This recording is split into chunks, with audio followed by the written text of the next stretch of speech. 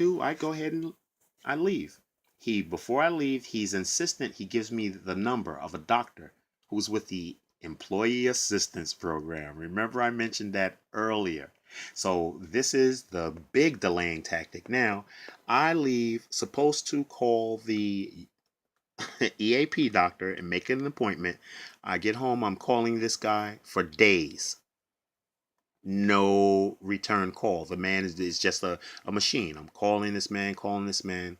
So I'm trying to get back to work. Remember, I go to medical and try and see a doctor and get this resolved. But they tell me at medical, you can't come here until you've gone to EAP.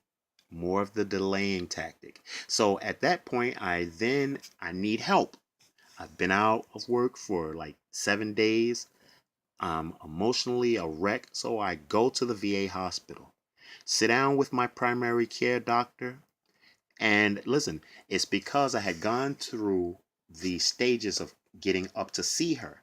And she was walking past, and I was, Doctor, can you please help me? You don't have an appointment, Mr. Nixon, but please, I'm in trouble. I don't know what to do. And I'm almost in tears.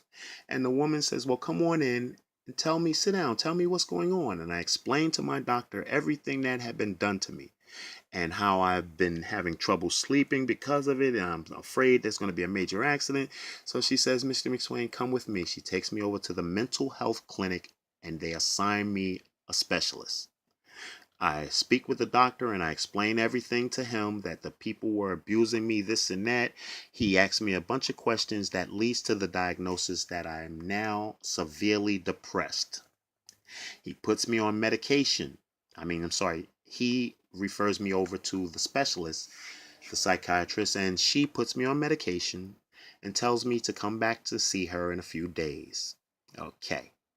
In the interim, I call again and now I get the EAP doctor. Yay! So I go to him and I explain everything that happened and the fact that I went to the VA hospital. He then tells me, well, he was working out of a different office for Transit for the last week and a half. That's why I wasn't able to get him.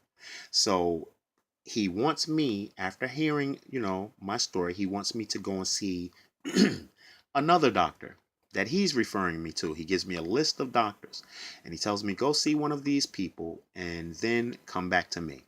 So I do. I go and I meet with a Mr. Powell. He's another doctor, counselor. And I explain every single detail to the counselor. And the man looks at me and he says, Mr. McSwain, you're aware. He says something from the Bible. You ready?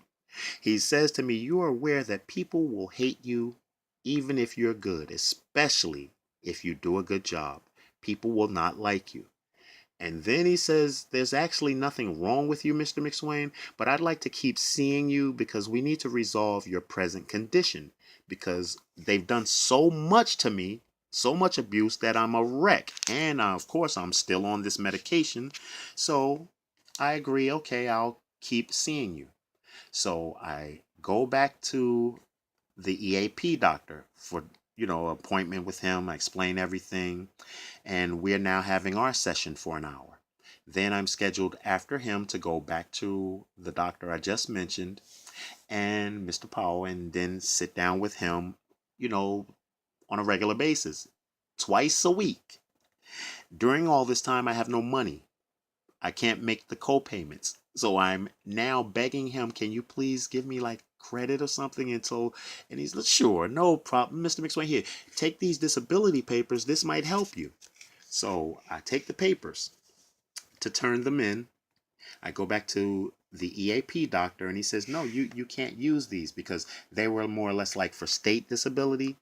And he says, what I'm going to need you to, I'm going to call over to disability and we'll get you started. Now, remember, this is my second time being out on the disability.